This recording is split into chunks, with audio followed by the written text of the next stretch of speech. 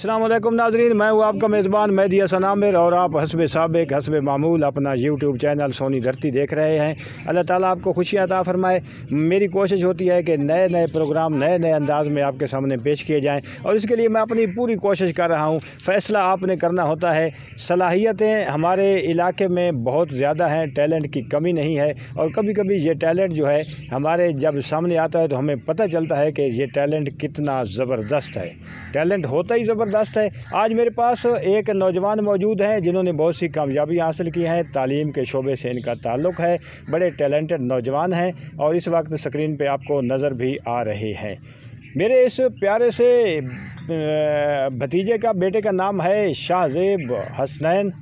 शाहज़ेब हसनैन है जी, हाँ मैंने ठीक ही कहा है। और ये जहाँ जहाँ से अपना तालीमी सफ़र मुकम्मल करके फिर हमारे पास वापस पहुँचे हैं कुछ दिनों के लिए, तो इनसे बातचीत करते हैं अपनी तालीमी काबिलियतों के बारे में। आपने पूरी वीडियो देखनी है और पहले ही मैं गुजारिश कर रहा हूँ, हो सके तो सब्सक्राइब भी कर दीजिए। वीडियो के आखिर तक आपको बहुत कुछ मिलेगा। अस्सलाम वालेकुम बेटा। वालेकुम अस्सलाम। कैसे हैं आप? अल्हम्दुलिल्लाह। शाहज़ेब हसनैन, ये बताइए कि तालीम का सफ़र कहाँ से शुरू हुआ और कहाँ पहुँचा? सर मैंने अपने ही गांव के स्कूल से स्टार्ट किया था। प्राइमरी तक मैंने वहाँ पढ़ा। कौन सा गांव है आपका? 44 चक नंबर 44 टीवी। सही है। बिल्कुल। वहाँ के कोई टीचर के बारे में बताएं जो आज भी आपको याद आते हो। जी, एक तो मेरे अपने फूफा जान ही हैं, अच्छा। सर एजाज साहब। उसके अलावा दो और थे, सर जमील और जी मैं बता रहा था अपने फूफा जान के बारे में। वो मेरे उस्ताद भी रहे हैं। 5 साल मैंने वहाँ पढ़ा प्राइमरी स्कूल में।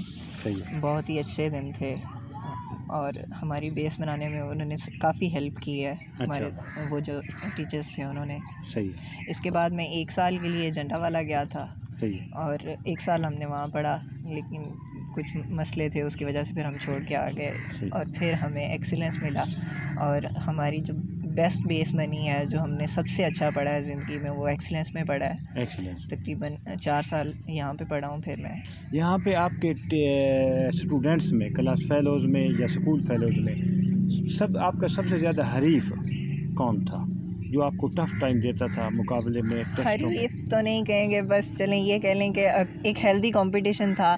चलें ये भी कहेंगे कि उनकी वजह से ही हमने पढ़ा। जो मैंने सख्त लफ्ज़ इसीलिए इस्तेमाल किया है कि इससे बेहतर और इससे अच्छा लफ्ज़ जो है नहीं हो सकता। हरीफ आप इस्तेमाल कर सकते हैं। चलें। तो वो कौन थे आपके? दानिश सलीम था। और जी बिल्कुल, हमारा हेल्दी कंपटीशन, बहुत ज़्यादा कंपटीशन हुआ करता था। हम एक दूसरे के साथ बिल्कुल कंपटीशन में पढ़ते थे। सही से, बिल्कुल सही है। मैंने आपका कुछ जायज़ा लिया था आखिरी दिनों में, जब मैं वहाँ पे आया कुछ माह, मैंने देखा आपका वाकई कंपटीशन था और उस कंपटीशन के लिए मैंने ये सख्त लफ्ज़ इस्तेमाल किया है। वैसे क्लास फेलो भाई होते हैं, लेकिन हेल्दी कंपटीशन का अपना एक मज़ा होता है। दानिश सलीम की कौन सी बात आपको अच्छी लगती थी, कौन सी बुरी लगती थी?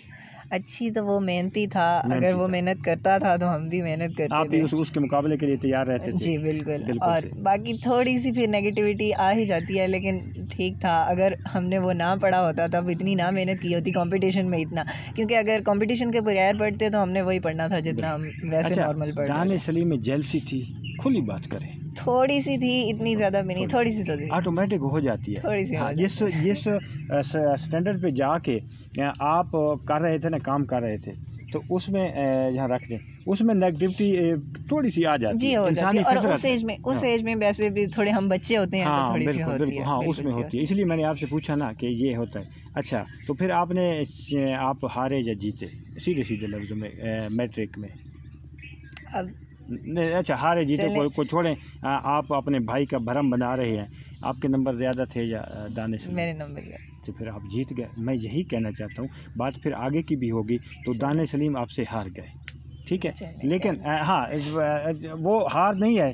उस हार का फिर मैं आगे आपको बताऊंगा। बाज़ औक़ात हारने में भी जीत होती है। तो आगे देखिएगा कि शाहज़ेब हसनैन हमें क्या बता रहे हैं। तो मैट्रिक तक दानिश सलीम से आपने ज़्यादा नंबर लिए जी, आपकी मेहनत काम आई। जी बिल्कुल। मैंने आपको देखा था, आपकी ऐसी हालत हो रही थी जैसे आप जो है ना, जैसे आदमी मजदूरी नहीं करता, इतना बिल्कुल बिखरे बिखरे बाल, और रात दिन जो है शाहज़ेब हसनैन इम्तिहान के दिनों में इन्हें खाने पीने का होश भी नहीं था। और यही पोजीशन जो थी वो दानिश सलीम की थी।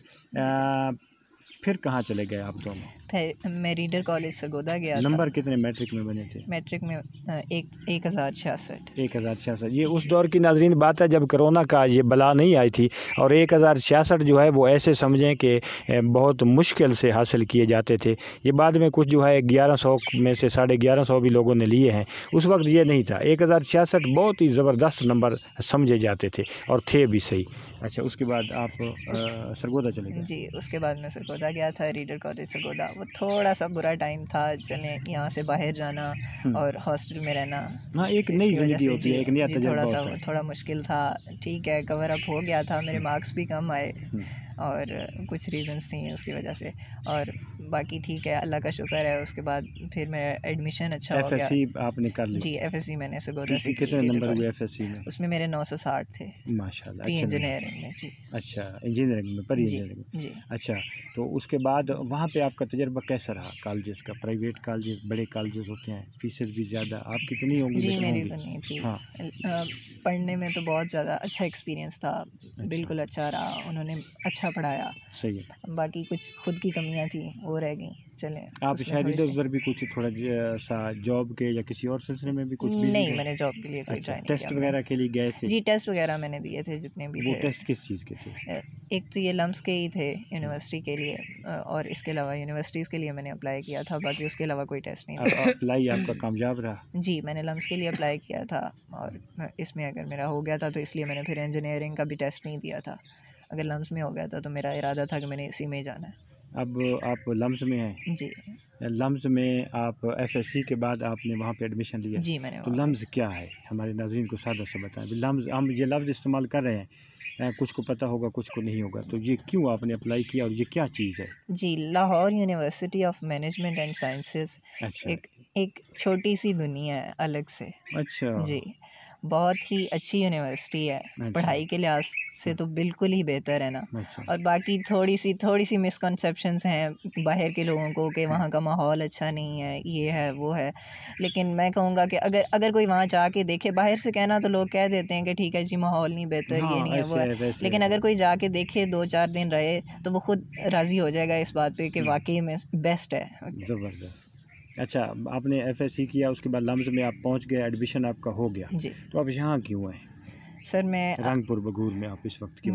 मेरी छुट्टियां हैं, तो मैं कोशिश करता हूँ जब भी छुट्टियां हों तो मैं अपने स्कूल आया कितना करूँ वक्त आपने लम्स में, कितना पीरियड आप गुजार के आ चुके हैं, वापस आए? मुझे 3 साल हो चुके हैं लम्स में। 3 साल हो चुके हैं। 3 साल के बाद आप यहाँ आए हैं। तो आपका वहाँ पे जो पीरियड है या सेशन है, वो कितने अरसे का है? 4 का है? 4 साल का है। 1 साल आपका? 1 साल रहता है। यानी आप सीनियर स्टूडेंट हैं इस वक्त लम्स के अपने सेशन के? जी।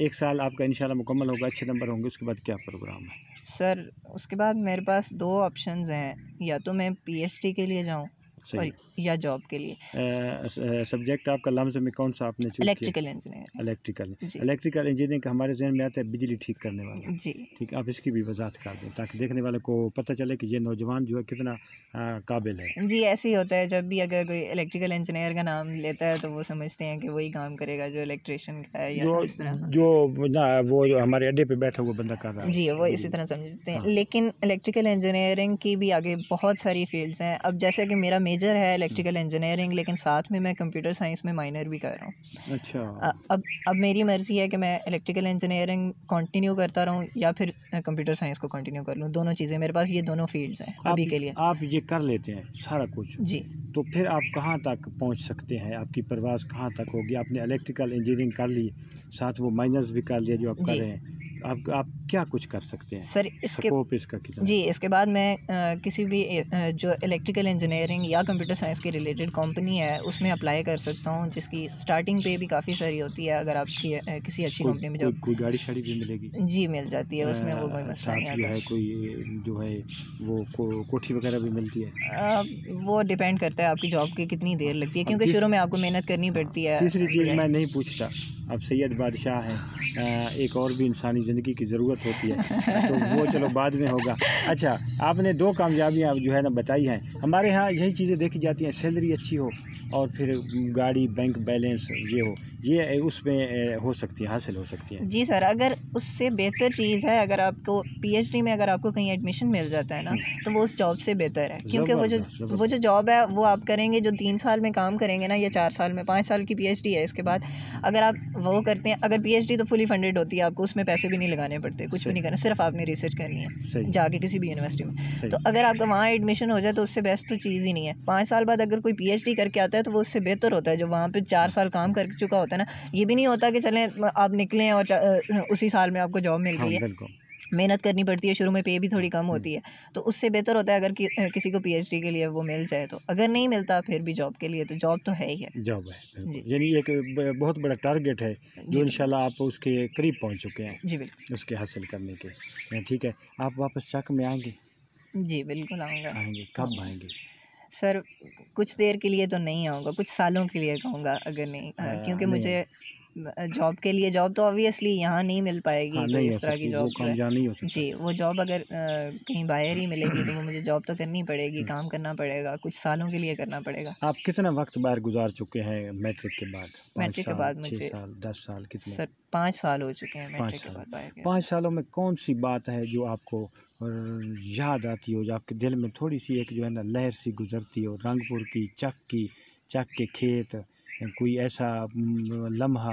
जी सर, कोई दोस्त हो? घर तो अपना घर ही होता है। जब भी मैंने 5 साल गुजार दिए हैं बाहर, लेकिन जो घर आके सुकून मिलता है ना आपको, अपने लोग होते हैं, अपना घर होता है, वो चीज़ कहीं और नहीं होती। जगह हो गई, बाकी ऑब्वियसली बात है जी। बंदे कौन से हैं? अम्मी याद आती हैं, दोस्त याद आते हैं, एक जो अंदर कसक सी होती है वो कब होती है, किसके लिए होती है?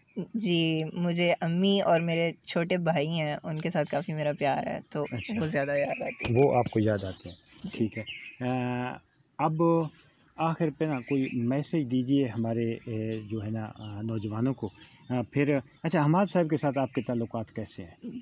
प्यारे ताल्लुकात हैं। कहाँ याद आते हैं आपको? ये हमारी मुलाकात काफ़ी देर पहले हुई थी, जब शायद हम 8 और 9th में थे। अच्छा, 9th में इनका पहला लेक्चर भी हमारी क्लास में ही हुआ था। अच्छा, ठीक है जी। आपके सर भी हैं और दोस्त जी, भी हमारे सर भी हैं। बंदा इसी तरह का है, दोस्त भी बना लेता है और शागिर्द भी बना लेता है। इनका जो पहला सेशन था वो हमारे वाला था, और इसके बाद कुछ देर के लिए इन्होंने हमें पढ़ाया था। इनका लेक्चर कैसा होता है? बहुत ही जानदार लेक्चर होता है, बड़ा भरपूर किस्म। हमने इतना ज़्यादा तो नहीं पढ़ा सर से, लेकिन थोड़ी देर के लिए पढ़ा है, ज़बरदस्त पढ़ा है। बहुत अच्छी बात है। ये अल्लाह ताला इनको भी कामयाबी अता फरमाए और इसी तरह जो है मिल बैठ के मोहब्बतें तकसीम करते रहें। हाँ, आखिर पे अपने दोस्तों को, अब अगर मैं हमाद साहब की तरफ गया तो बात लंबी हो जाएगी, क्योंकि छुट्टी हो चुकी है। हम पहले ही जो है ना, आप जल्दी में बैठे हैं, इसलिए मैसेज दीजिए अपने दोस्तों को। मेरा सब दोस्तों को मैसेज यही है कि जितनी मेहनत कर सकते हैं इस लेवल पे, मैट्रिक लेवल पे तो ज़रूर कीजिए ना, क्योंकि वो जो ठीक है एक कंसेप्शन थी पहले से जी, बेस होती है। सब वो कहते थे कि मैट्रिक कर लें वो आसानी होगी। दूसरा ये होगा कि ये आसानी मत समझें कि अगर आप मैट्रिक कर लेते हैं तो बस ठीक है, सब कुछ हो गया। पढ़ाई इसके बाद स्टार्ट होती है सारी। मैट्रिक तो आपकी जो बेस बनाते हैं, बाकी जितनी मेहनत कर सकते हैं करें, जितने मार्क्स तो लाने ही हैं, जितने मार्क्स ला सकते हैं, चीज़ों को समझें, पढ़ना स्टार्ट करें जितना, और इंशाल्लाह ज़िंदगी में बहुत से मौके मिलते हैं, और मौका कोई ना छोड़ें। अगर कोई भी मौका मिलता है अवेल करने की कोशिश करें, बिल्कुल, उसको मिस ना करें, ज़ाया ना करें। बहुत अच्छा मैसेज है। हमाद साहब, आखिर पे आप जो है ना, ये अपने प्यारे से बेटे, इस अपने शागिर्द के बारे में कोई अच्छा सा जो है ना जुमला, या अच्छा सा जुमला ना भी हो, आपको इजाज़त है, जो आपके दिल में है आप कह सकते हैं। सर शाहज़ेब हसनैन ने रंगपुर के अंदर 1050 से प्लस की बुनियाद रखी है। ज़बरदस्त। और आज भी अगर हम मिसाल कोट करते हैं तो 2017 का जो सेशन शाहज़ेब हसनैन का था, हम इसी की मिसाल ही कोट करते हैं। ज़बरदस्त। ये वो पहला बच्चा था जो 1066 पे रंगपुर में पहुंचा है, और उसके बाद से अल्हम्दुलिल्लाह ये तहरीक शुरू हुई है कि फिर हर साल रंगपुर से 3-4 बच्चे जो हैं वो 1066 से भी ऊपर जा रहे हैं। इसको फॉलो कर रहे हैं, इसको फॉलो कर रहे हैं। बिल्कुल। आप इसकी आप समझते हैं? मैं तो ये वाकई अच्छा स्टूडेंट, और मैं इसको यहाँ आपके प्लेटफार्म से ये तलकीन करना चाहूँगा कि आप आएँ, आप लम्स का एक्सपोजर बताएं हमारे स्टूडेंट्स को कि लम्स के अंदर किन किन चीज़ों की क्या क्या ज़रूरत है, आपके नेसेसिटीज़ क्या होनी चाहिए। लम्स के थ्रू आप कंपनियों के थ्रू दूर दराज तक इलाकों तक जाएंगे। आप जहाँ तक जाएं, आप वापस आकर हमारे इदारे में, हमारी सोसाइटी में बैठकर ये तबलीग करें कि स्कोप कितने हैं, हाँ, क्योंकि बहुत महदूद फील्ड तक हमारे इदारों में पढ़ाया जाता है। तजुर्बात हमारे साथ शेयर करें। ये बिल्कुल सही। तो मैं इसको यही तलकीन करूँगा एज ए स्टूडेंट, दोस्त होने के नाते, कि आप यहाँ पर आके जो कुछ आप वहाँ पे देख रहे हैं आप शेयर करें, ताकि मोटिवेशन हासिल हो। बिल्कुल सही। और एज ए टीचर हम भी लीड कर सकें अपने बच्चों को। बिल्कुल सही। बहुत शुक्रिया सर, आपने बहुत अच्छे।